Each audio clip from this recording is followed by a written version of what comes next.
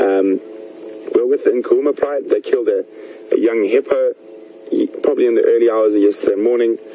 They've eaten probably 60% of the carcass so far. And now we've got some quite playful, fat and happy cats because there's no stress. They've got water just below them. They're right near Buffelshoek Dam. They've got lots of meat, full bellies. So we've been lucky. We've experienced quite a bit of playing this morning. Some mock hunts, stalking and jumping on each other. With that mobile.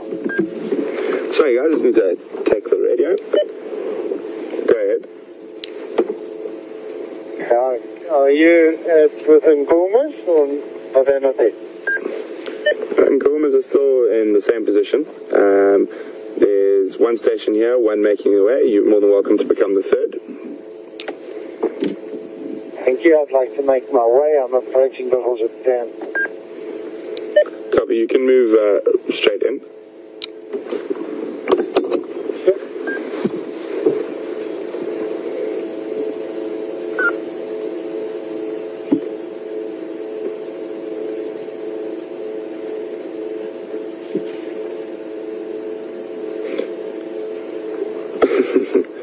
Very, very relaxed cat. Almost using the hippo carcass as a pillow at the moment.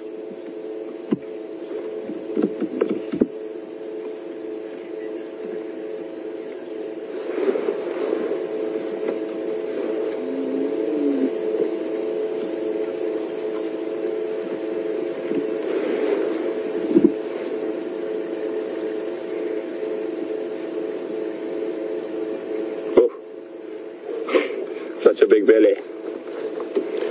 I think they're probably going to be here tonight. I think it's probably going to be quite almost finished by tomorrow morning.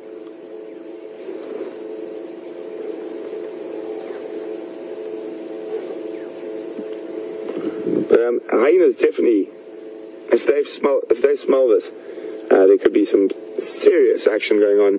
But I don't think they've smelt it. The hyenas seem to be operating down in the south and west of the wall. Sorry,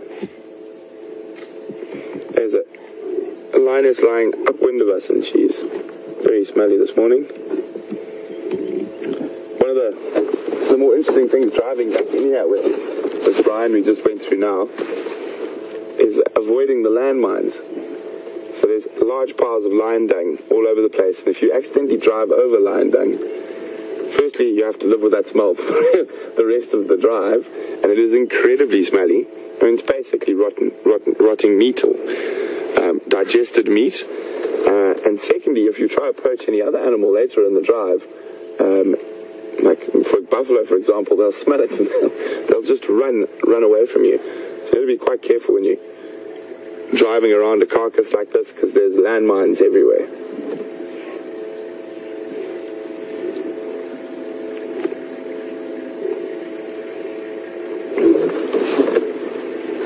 Smack on the nose.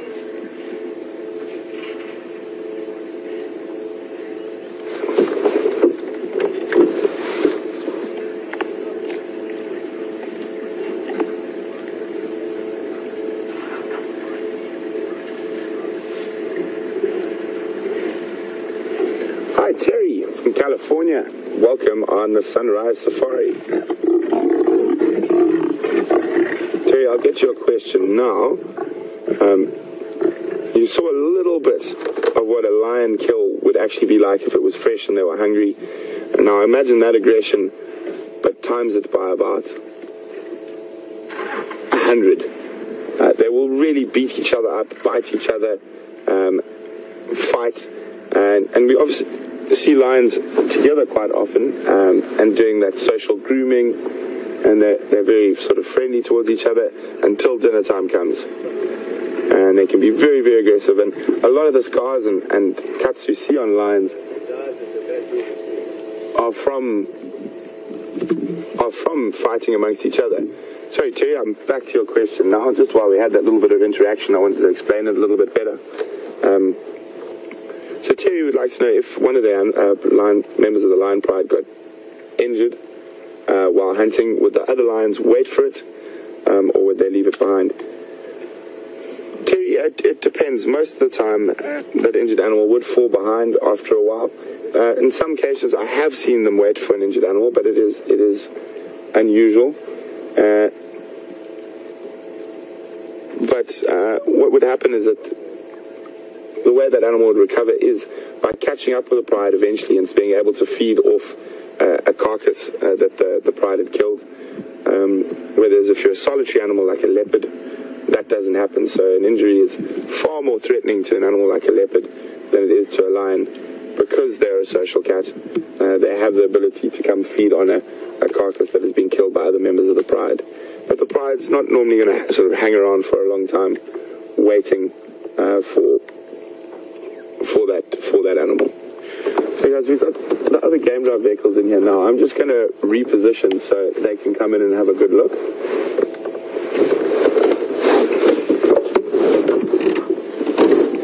Where's that other...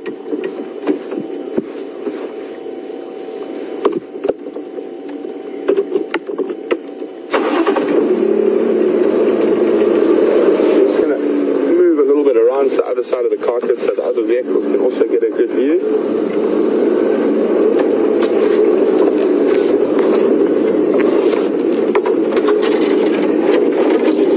Brian, you watching for landmines?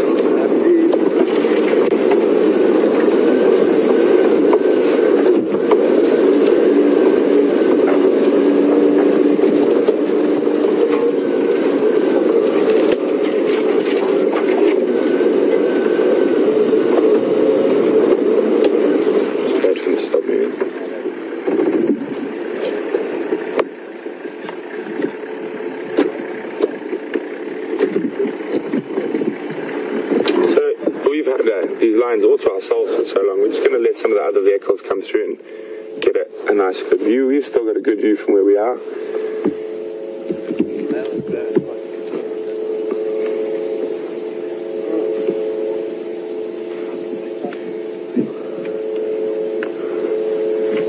Hey guys, we're going to cross across to Scott quickly, see what he's been up to this morning.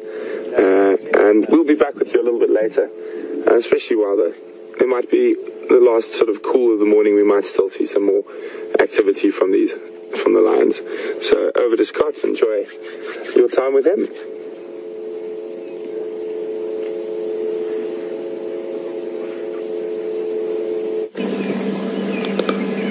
Welcome back, everyone. And we didn't find the predator we were looking for here at Treehouse Dam, but we found another one. And I'm going to leave it up to you to tell me which bird of prey this is. It's not an easy one. But send your answers through to questions@wildearth.tv, or on Twitter you could hashtag Safari Live.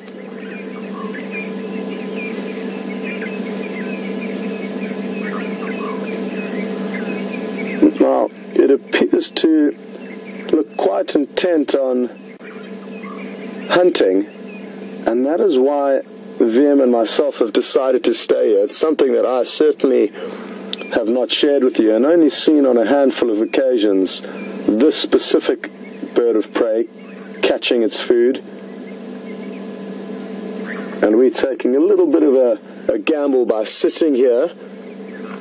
It allows us to hopefully see this bird hunting, but it also allows us to stop and listen and be quiet.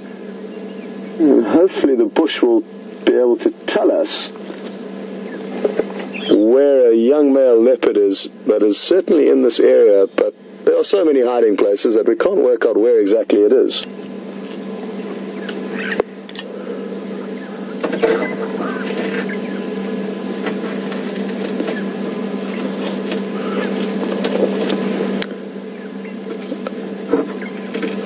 As VM zooms out, you will notice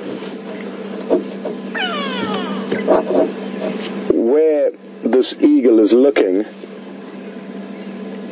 for its potential food this morning. He's looking down into the dam. Now that's going to help you to identify which bird it is.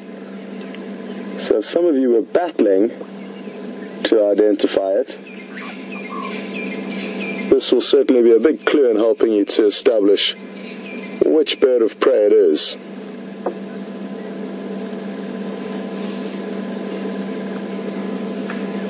There's a very large mammal in the middle of the dam.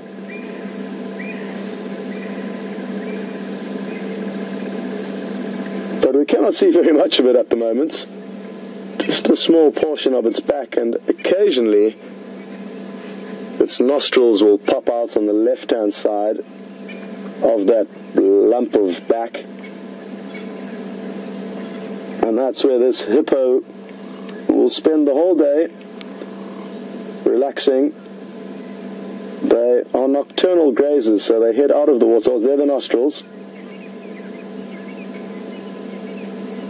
And they can stay for about 3 to 5 minutes underwater. This one seems to be breathing more regularly than that, but when required to, they can hold their breath for a long period of time. There's not many humans who can hold their breath for 3 to 5 minutes, that's for certain.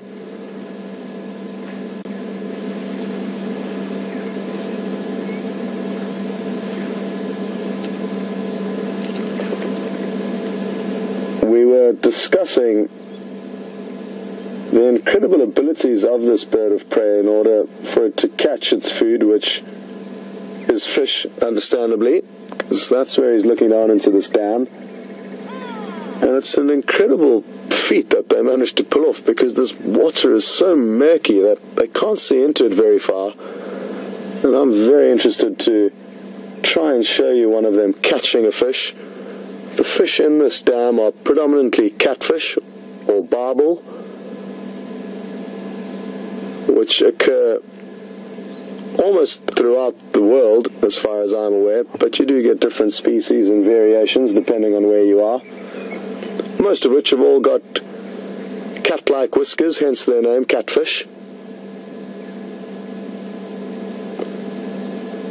A few months ago at this same dam we saw the catfish breathing, and you can literally see them coming up and opening their mouth to get fresh air, and they do have the ability to process oxygen and can spend hours on land and then be returned to the water with no problems. So they're a very unique fish, and only when they are breathing would make for an easy opportunity for this fish eagle to, there we go, I just gave away which bird it is. And I'm sure the final control will send through the answers. Well done to Suzanne and Joanne. You were the first two to get the correct answer. And it's a juvenile African fish eagle. It can be mistaken with a bird called an osprey, but an osprey has got a yellow eye, whereas the fish eagles have got a dark brown eye. So very well done to Joanne and Susan Wolf.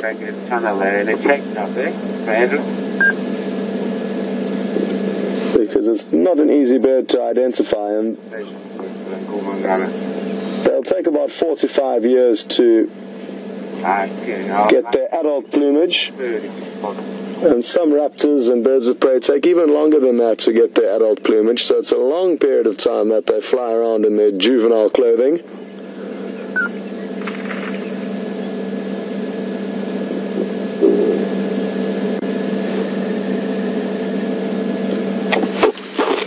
You'll notice there's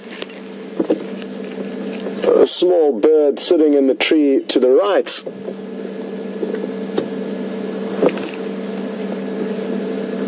The fish eagle, and there's a few of them, not easy to see from here, but those are African green pigeons, beautiful fruit-eating pigeons that have a very parrot-like coloration. They've got bright green feathers as well as yellow feet and yellow beaks. And as we go deeper into the winter, we will get better and better visuals of these birds, who are renowned for lazy mornings, sunning themselves in open trees. In the summertime they are actually quite secretive and you don't get to see many good views of them, but the winter will provide us with some great views of these birds.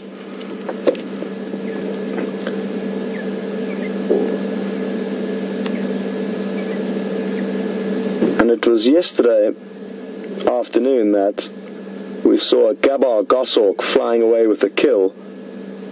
And I think that it could have caught one of these African green pigeons. The only thing I could see on the kill was the bright yellow legs, which not too many birds have in this area.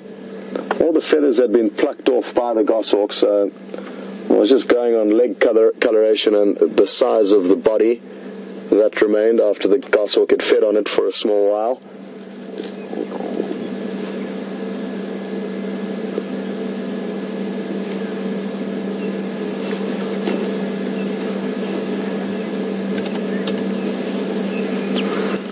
Well, the tricky situation that Vim and myself found ourselves in now is there certainly is a chance that this eagle will fly down and catch a fish, but how long that will take, I certainly don't know. And I think we might just spend a few more minutes here. If we see any action, we'll be sure to let Alex and Tara in the final control know. But for now, I think it might be more entertaining with the Lions and Brent, so we'll catch up with you a little bit later.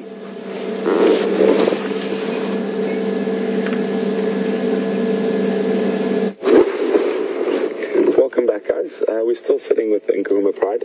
There's 3 of them feeding, so there's a little bit of growling and that going on, so a little bit more interesting than it was earlier when there was just a single animal feeding. So we're going to keep an eye on them.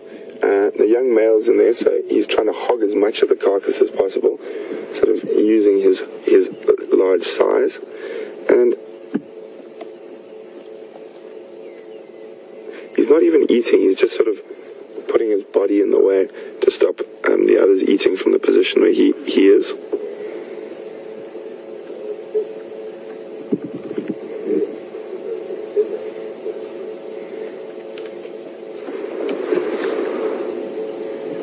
They are making short work of this hippo.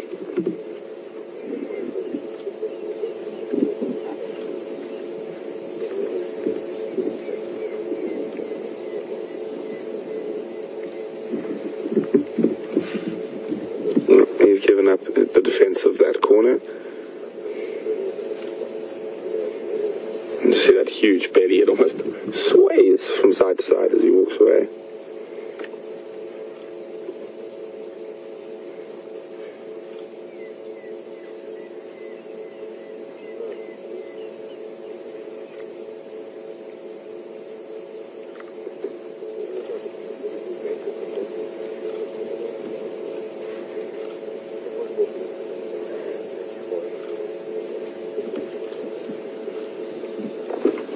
See us there. We were a little playing. The morning's still quite cool, but the mist has burnt off and the sun's starting to shine. There we go. Still a bit of growling around the carcass.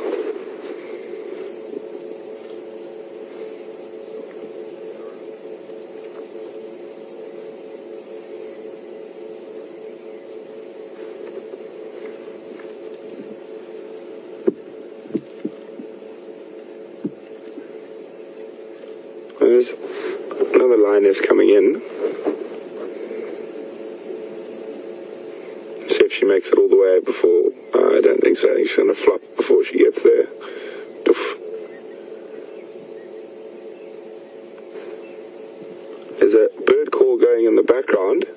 That one of my favorite bird calls. I don't know if you guys can pick it up on the mics, but you can hear it.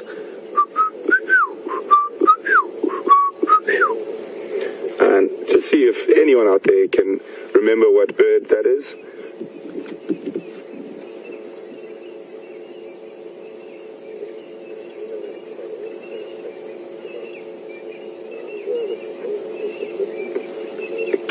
Really going at it this morning.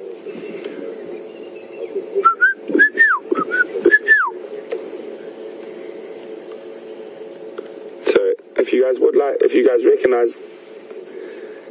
recognize that call, you can send your answers to questions@wildearth.tv, or you can just use the hashtag SafariLive if you're on Twitter.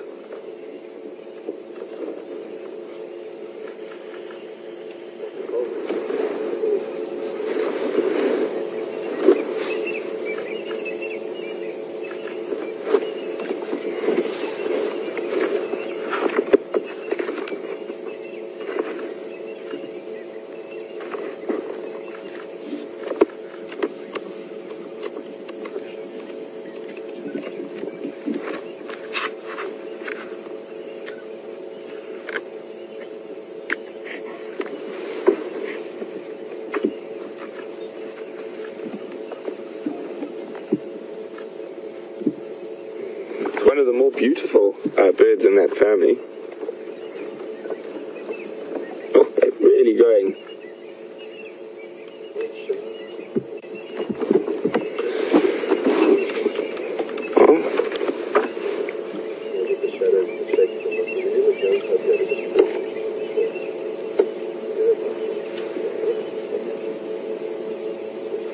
Nice beautiful light coming through. The sun's burnt off the mist and the clouds are dissipating at a rate of knots.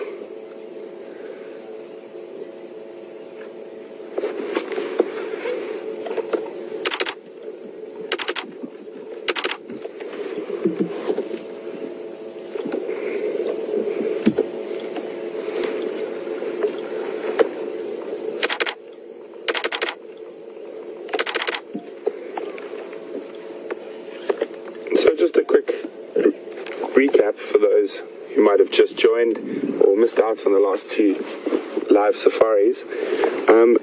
Yesterday morning I heard a report about the Nkuhuma Pride being about 200 meters to the north of our northern boundary. So Brian and I came down, we found the tracks, we tracked them for a long time, and then we found where they'd chased a giraffe. And while we were trying to figure out which way they'd gone, Andrew came around and checked around Buffelshoek Dam, and Andrew found them for us. He did some of the hard work for us yesterday. So then all 8 members of the Nkuhuma Pride are here, and in the early hours of yesterday morning, from what we could see from the tracks and that, they killed a sub-adult hippo, probably no older than a year old, and they've now been feeding on it solidly for a full day and night. And they're definitely probably going to be here for the rest of today as well. Amazing, you can have a look at how much little meat is left on that back hip bone.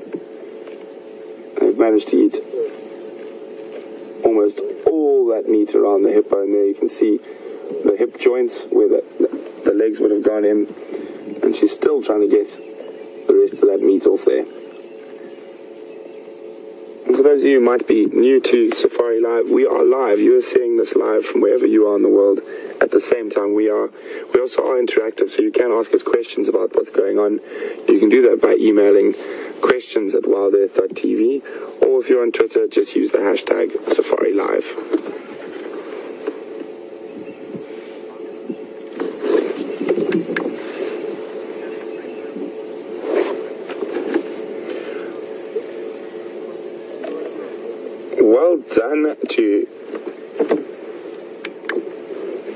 Well done. Seems like someone's got the...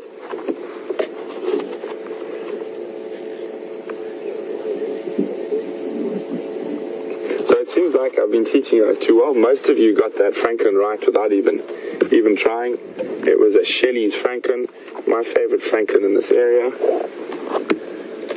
Let's have a quick look there. Number 3, very, very beautiful Franklin, but probably one of the more difficult with the Koki to see in this area. But well done, everyone. Sure. I'm going to have to ask you harder questions from now on.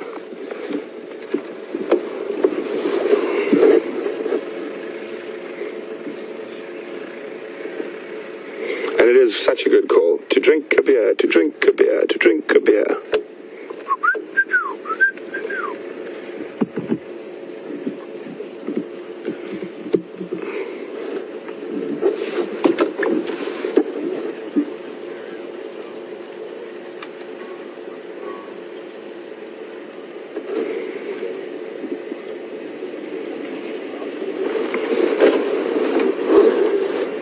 Hi, Deborah from Ontario. Welcome on the Sunrise Safari.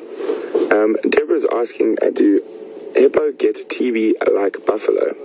Deborah, I've never actually heard of hippo being a carrier of TB, so I don't think so, but I can't be 100% sure. For those of you who might not know why we're talking about TB or tuberculosis, the buffalo populations in this part of southern Africa are all carriers of bovine TB, and lions can contract a sort of modified version of feline TB from feeding off those buffalo carcasses, and that manifests in different things, and you can We can't really see it now, but one of the sub-adults has got a sort of large growth on her elbow, and that is one of the ways TB manifests in large felines. And a lot of cases, it's not the end of the world if they do catch it, and a lot of lions can live out a full life while being carriers of TB. I'm pretty sure most of these lions will all carry feline TB. Just in certain individuals where there might be a bit of not quite as strong or in as good condition when they're young or when they're old, that TB can manifest and end their life prematurely. But it is a natural thing that is amongst the animals here. It's very difficult to figure out where it came from. I'm not 100% sure, but it is something, and it doesn't really affect the lion dynamics, apart from if they're young and weak, or as they get older. It might take an extra few months off their life.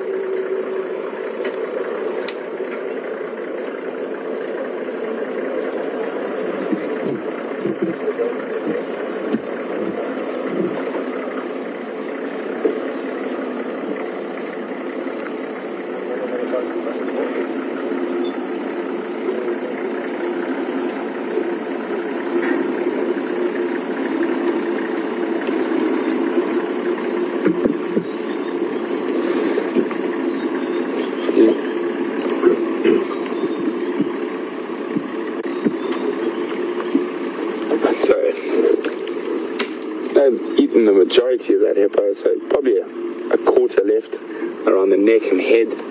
I'm sure they'll get stuck into that during the day as well.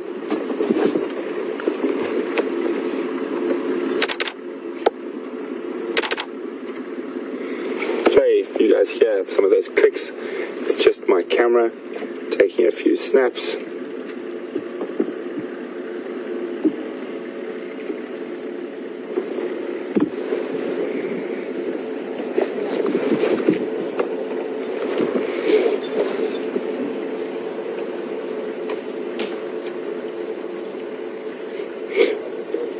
Moved, was trying to sleep next to the carcass, but now with the pulling, sort of got a rude awakening.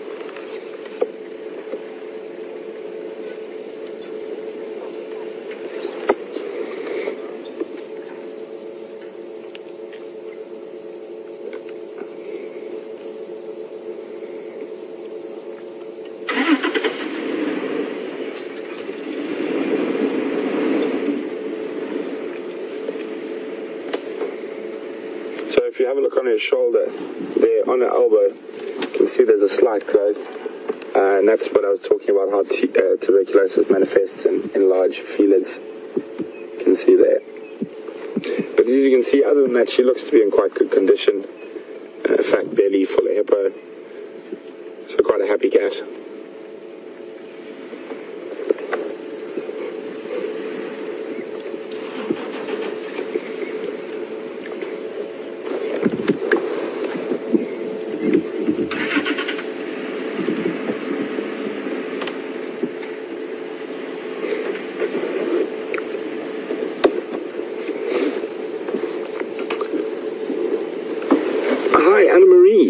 Welcome on the Sunrise Safari. Anna Marie from New Jersey would like to know that because that young male from the Nkuhuma pride is getting so large, how long do I think he's got left with the pride? Anna Marie, that's a very good question, and it is a very variable answer. It completely depends on the dominant males. I've seen lions chased out at the age he is now, but I probably think he's still got a fair few months before he's completely pushed out of the pride.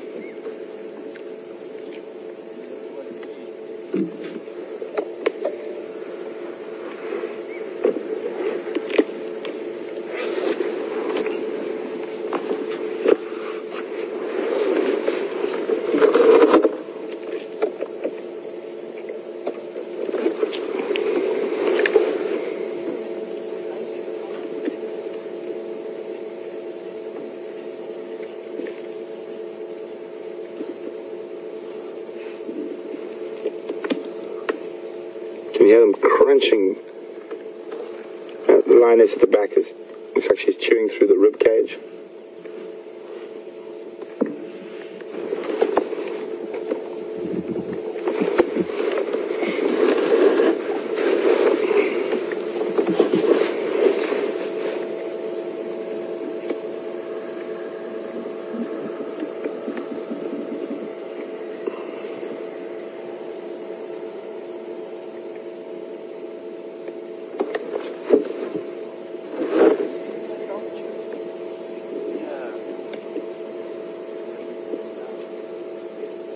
So guys, we've been with these lions for quite a long time and we've seen some wonderful interaction. I'm just going to put a question through to you, to quote The Clash, and it's completely up to you guys. We'll go with the majority. Should we stay or should we go? So those who'd like to stay or go, please let us know which you'd prefer to do, and you can do that by emailing us at questions@wildearth.tv or just use the hashtag SafariLive on Twitter. Should we stay with the lions or should we carry on to see what else we can find this morning?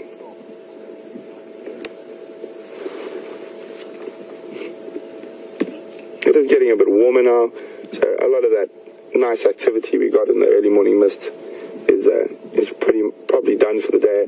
I think for the majority, the rest of the day, they're probably going to be very, very static. Flat cats.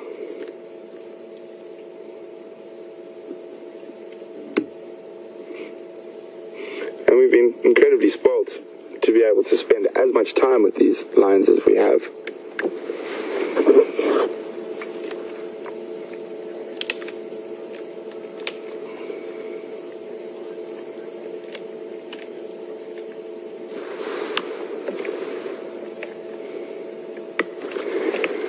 Catherine from Texas, welcome on the Sunrise Safari.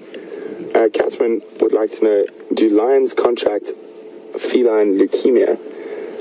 Catherine, to be completely honest, I've never heard of them contracting feline leukemia, and I think the only place you'd actually be able to find out if a lion had feline leukemia would be in captive animals that are kept in zoos. I haven't spent much time with captive animals, so I'm not actually sure, because in the wild there's been quite a lot of research done on the TB, but I don't think I've heard any research done on leukemia in lions. I'll have to ask you guys if you can find anything on the internet, if there's any record of leukemia in lions, and please let me know, and you can do that by sending an email to questions@wildearth.tv, or you can just use the hashtag SafariLive on Twitter.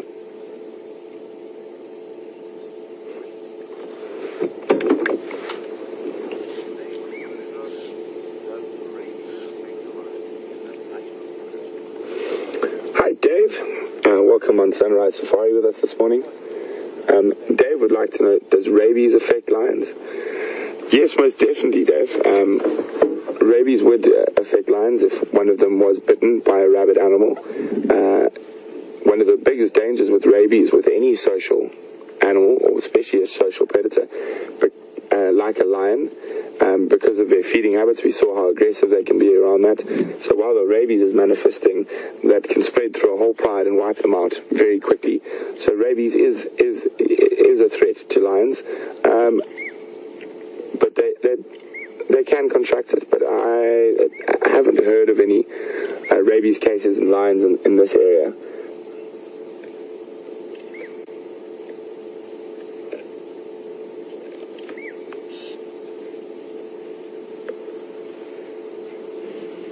Unfortunately, if there was a case with any of our animals here, if one was found with rabies, because rabies can spread so quickly, and especially among social predators, we would unfortunately report through to the reserve, and they would euthanize to stop the spread of that disease through to the rest of the population.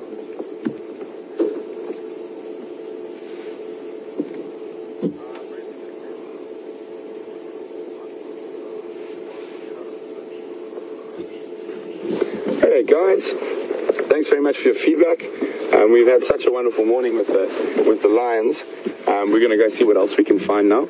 And while we negotiate our way out of here and try not to drive over the landmines, we're gonna pass over to Scotty and see what he's been up to.